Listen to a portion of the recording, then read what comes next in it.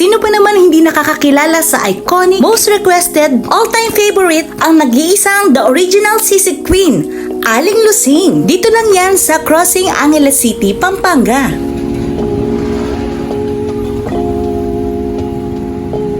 Tara mga millennials, bisitahin na natin ang The Historical Sisig of Pampanga.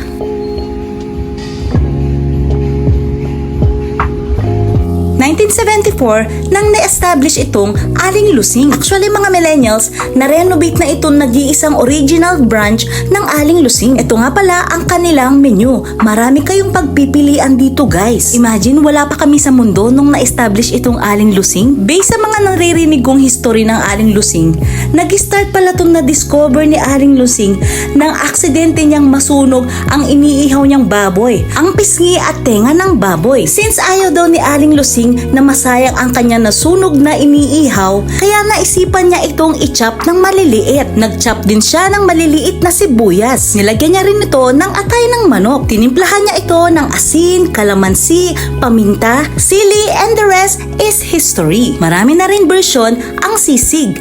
Pero syempre, dun pa rin tayo sa the original. Yung iba nilalagyan nila ng mayonnaise, itlog sa ibabaw, pero syempre, kung anong gusto nyong version, yun ang masusunod.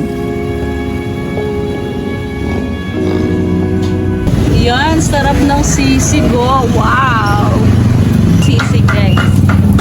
Wow! Love it! Kuya, hi ka naman sa channel po. Natawag isang angin na sa channel po. Subscribe na kayo. Yes! Kuya, anong pangalan mo? Ha? Ayan. Wow guys, ito na oh. Yummy! Grabe, thank you! At ang buro ng kamatis, for the win! Maraming beses na rin akong nakapagluto ng sisig. For sure napanood yun na yan sa aking YouTube channel and sa aking Facebook page. Pero syempre, iba pa rin ang lasa dito sa The Original Sisig Queen. And of course, ang kanyang chicharong bulaklak na napaka-crispy at hindi malansa. At ang kanyang suka, napakasarap.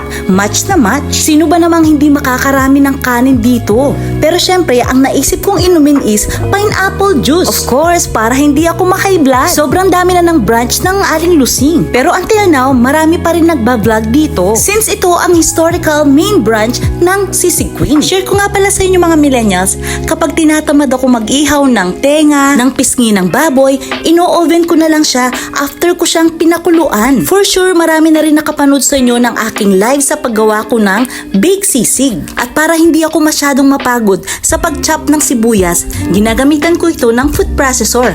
Actually guys, tinry ko na rin i-food processor ang tenga ng baboy at ang pisngi. So far, nagawa ko naman siya ng maayos. Kung may time kayo mga millennials, pwede nyong hanapin ang aking live ko sa paggawa ko ng baked sisig. Optional lang yun guys, just in case lang na busy kayo o wala kayong time mag-chop ng baboy or mga onions. Yung iba naman kapag ayaw nila mag-ihaw, piniprito na lang nila ang tenga ng baboy at ang pisngi. See mga millennials, marami na talagang version ang sisig. Sobrang sarap din nga pala na kanilang pork barbecue.